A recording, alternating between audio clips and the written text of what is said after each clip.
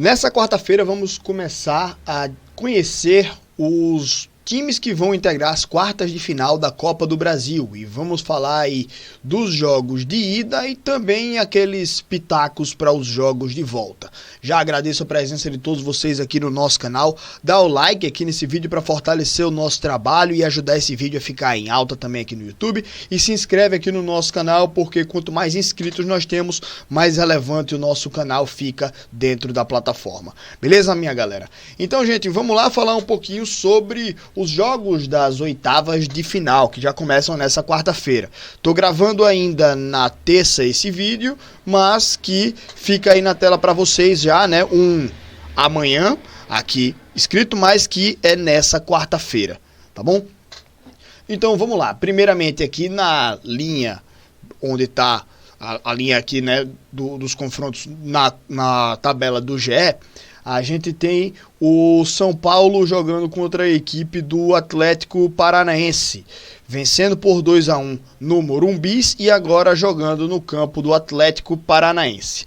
É um resultado que ele é reversível, é um resultado em que o Atlético Paranaense ele pode se sentir ainda vivo, né, na disputa, nesse confronto, mas que o São Paulo, eu ainda creio que o São Paulo deva ser o favorito para esse duelo, certo? O time do Atlético Paranaense, ele é um time que na própria segunda divisão ainda tem muita dificuldade, sabe? É um time que ainda não tem uma consistência tão grande assim na temporada, nem acho que vai conquistar, né? Fez um início bom da Série B do Brasileirão, mas caiu de produção. Aí em um momento quando ele parecia que ia melhorar, ele começa a tropeçar de novo e tá ali no meio de tabela de uma Série B. Já o São Paulo, um time que estava com dificuldades na Série A, mas depois da Copa do Mundo de Clubes começou a melhorar e melhorou bem, né? Tá escalando aí a tabela, então vem numa crescente a equipe do São Paulo. Então acho que o São Paulo aí é favorito para esse duelo. Um jogo em que também me surpreendeu aqui também, né? O Atlético Mineiro vencendo o Flamengo na partida de ida, né? Eu imaginava um time do Flamengo vencendo esse jogo. O Flamengo já tinha vencido a equipe do Atlético no Campeonato Brasileiro, né? Numa partida antes dessa partida, deixa eu só dar uma confirmada aqui. O Flamengo tinha vencido o Atlético Mineiro em casa por 1-0. Aí no jogo de ida da Copa do Brasil, perde de 1-0 para a equipe do Atlético. Então, assim, eu tinha citado o Flamengo como o favorito para o confronto, mas eu tinha dito que o Atlético tem jogadores importantes, jogadores que podem ser decisivos, principalmente se falando de um duelo de Copa, né?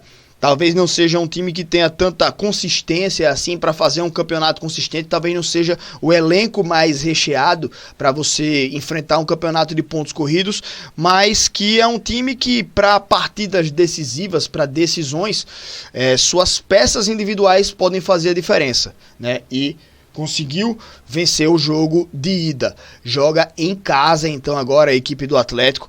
Ainda acho que o Flamengo é um time superior e pode jogar na Arena MRV para tentar reverter esse resultado, mas que o Atlético já leva essa vantagem. E aí o confronto está totalmente em aberto. Mas agora eu imagino uma leve inversão do favoritismo. O Atlético agora joga, claro, por um empate e ele pode aí se aproveitar também desses valores individuais que eu já citei e, claro, também do seu torcedor. Tá? Então aqui eu acho que um leve favoritismo agora para o Atlético nesse confronto, mas entendendo ainda que o Flamengo para mim é um time superior, é um elenco mais completo, mais recheado e que pode reverter esse jogo aí também, né? Então nesse jogo aí, duelo totalmente em aberto. Bahia e Retrô. Bahia ganhou a primeira partida 3-2. O Retrô é um time que está com muita dificuldade na Série C. Acabou tomando 3-0 da equipe do Náutico nessa última rodada. Tá lá na zona do rebaixamento. E joga em casa. Mas o time do Retrô é uma equipe que não tem tanta torcida, né? É um time que está criando agora sua identidade na cidade de Camaragibe, né? Tá conseguindo atrair algum público, alguns torcedores, mas não é um time ainda que tenha tanta tradição assim em Recife, né? Não é nem Recife, é em Camaragibe mesmo, né? Joga na Arena Pernambuco. Então, o Retrô, mesmo jogando dentro de casa, ainda vai precisar correr atrás do resultado para tentar reverter, mas eu vejo o Bahia como um grande favorito para esse confronto, né?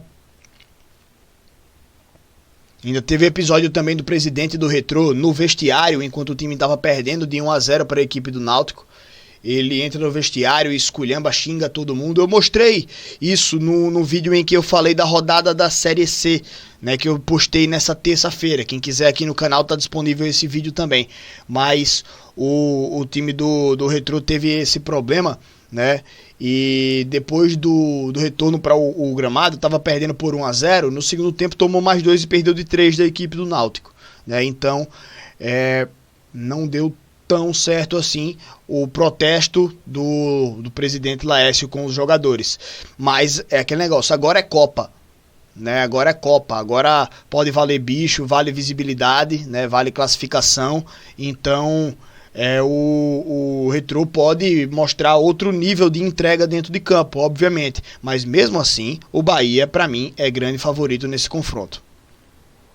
Retrô eliminou o Fortaleza na rodada anterior, mas o Fortaleza que se encontrava numa fase ruim, o Fortaleza que vinha tropeçando em todas as competições, saiu da Copa do Brasil, saiu da Copa do Nordeste, estava mal no Campeonato Brasileiro, né, na zona de rebaixamento, ainda está mal no Brasileirão, mas começou a dar alguns indícios de melhora agora, o time do Fortaleza, né? Não é o caso do Bahia. O Bahia bem aí na Copa do Nordeste, está vivo na Copa do Nordeste, foi eliminado na Sul-Americana, mas aquilo que eu falei, né, que o time joga muitas competições e tem que criar algumas prioridades. Então acho que a Copa do Brasil pode ser uma dessas prioridades para a equipe do Bahia, tá? Então creio no Bahia bem favorito aqui nesse duelo.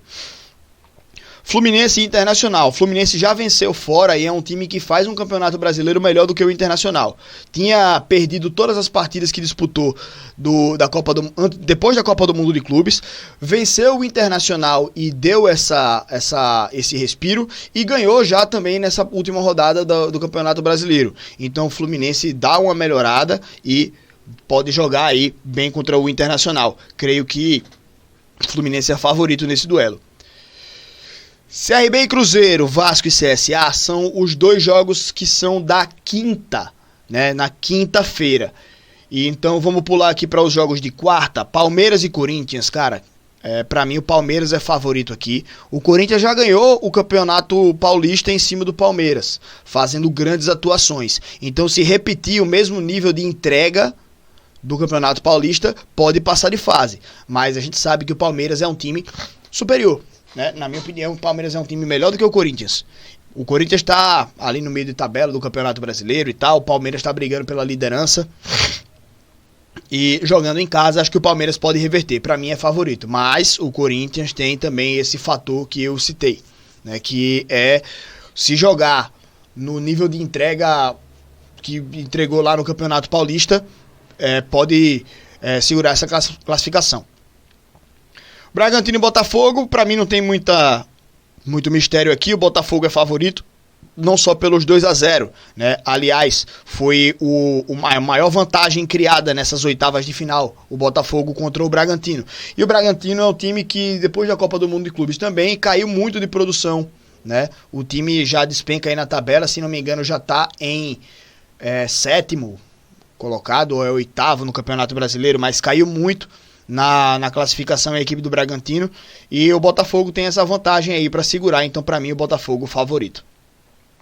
Agora os jogos de quinta, né? Começando aí por esse CRB e Cruzeiro, o jogo em que o CRB surpreendentemente conseguiu segurar a equipe do Cruzeiro. O goleiro do CRB fez uma grande atuação, né? Salvou a equipe do CRB como vem fazendo há muito tempo. É muito bom goleiro o Matheus Albino, né? Fecha o gol, é impressionante o que esse cara faz. Então ele pode ser um diferencial para a equipe do CRB nesse jogo de volta. Mas o Cruzeiro ainda é um time completo, né?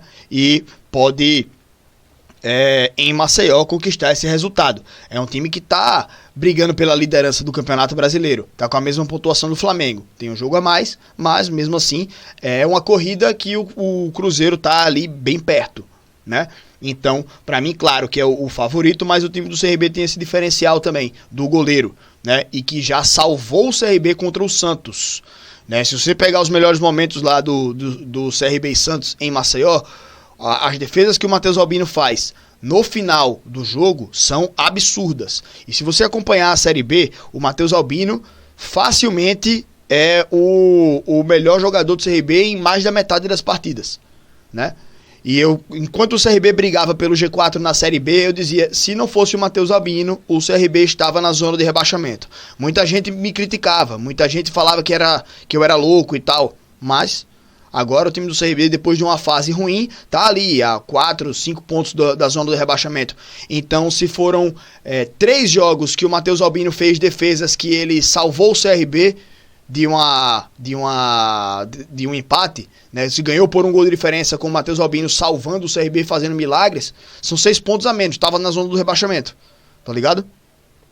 Se não me engano, é essa a diferença. Não estou exatamente lembrado da Série B agora, mas que o time do CRB tem esse diferencial. Apesar disso, eu ainda acho que o Cruzeiro ele é favorito por esse duelo, tá? Vasco e CSA, CSA e Vasco. Cara, sem palpite, né? Porque senão eu vou zicar o CSA. Eu não posso dar palpite para o CSA, vocês estão ligados nisso já há muito tempo. Mas que é o seguinte, o time do CSA ele tem muita dificuldade para jogar fora de casa. E tem dificuldade para jogar principalmente quando é Série C. Mas a gente viu nas Copas o time do CSA se entregando de uma maneira diferente, principalmente a Copa do Brasil. Né, contra o Grêmio foi uma dedicação extrema do time do CSA e conseguiu a classificação fora de casa. Claro que lá era buscar um empate para manter a vantagem. Agora, se quiser passar nessa fase diretamente, precisa ganhar o jogo. Né, e aí tem outra dificuldade. Né? O time do CSA vai jogar fechadinho, vai jogar no contra-ataque, vai depender de quem para criar as jogadas.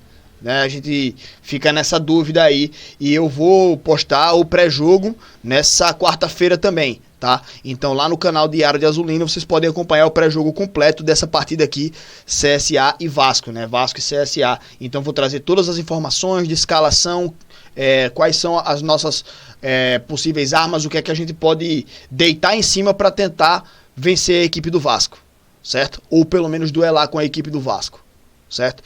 Então assim, o CSA precisa encarar esse jogo aí com bastante humildade, entender que o Vasco é o time que tem a responsabilidade de jogar pra cima, e aqui em Maceió foi o Vasco que assumiu essa responsabilidade na maior parte do jogo, a posse de bola, o volume. O CSA buscou humildemente os contra-ataques, e é nisso que precisa se apoiar também para o jogo de volta, tá bom? Então, é isso, né? Acho que cara, o CSA precisa jogar o favoritismo e a responsabilidade do jogo para o Vasco, né? Para tentar aproveitar algum momento lá de dificuldade que o Vasco tenha no jogo para tentar fazer um golzinho ali ou segurar a partida, né? Mas não pode entrar com medo. Se o CSA entrar com medo do Vasco, só para se defender, entrar só para segurar o Vasco e pensando já nos pênaltis, pensando em segurar o 0-0 desde o começo do jogo, vai levar um apavoro do Vasco, tá? Então não pode entrar com medo. Tem que entrar querendo jogar, certo? Tem que entrar querendo não ser superior ao Vasco, não ter mais posse de bola, né? Mas se proteger bem e anular as principais peças do Vasco. Atenção com bola aérea também, obviamente, né? O VG tem uma arma poderosíssima do Vasco nisso, mas que o time do CSA precisa também saber criar os espaços, buscar velocidade nas costas dos laterais, certo? Então se aproveitar aí da velocidade do Cachoeira, do Baianinho também, né? Então o CSA precisa disso. Mas tem que ter muita inteligência para jogar. Não se atirar para cima e também não jogar só retrancado lá na defesa. Beleza? Mas é isso, pessoal. Minha opinião aí sobre esses jogos aí da Copa do Brasil. Manda aí palpites de vocês nos comentários também pra gente ver como é que tá o termômetro da galera pra esses jogos aí das oitavas de final. Mas que não temos jogos nesse meio de semana exatamente por conta da Copa do Brasil. Se não me engano, os jogos voltam apenas na sexta-feira. né? Então a gente faz essa pausa aí para a Copa do Brasil e traz também esses palpites, beleza? Após a Copa do Brasil, claro, estaremos aqui para poder conversar com vocês sobre os jogos, os classificados. E é isso, meus amigos. Obrigado pela presença nesse vídeo aqui. Deixa o like e se inscreve aqui no canal porque fortalece muito o nosso trabalho. Tamo junto e até a próxima.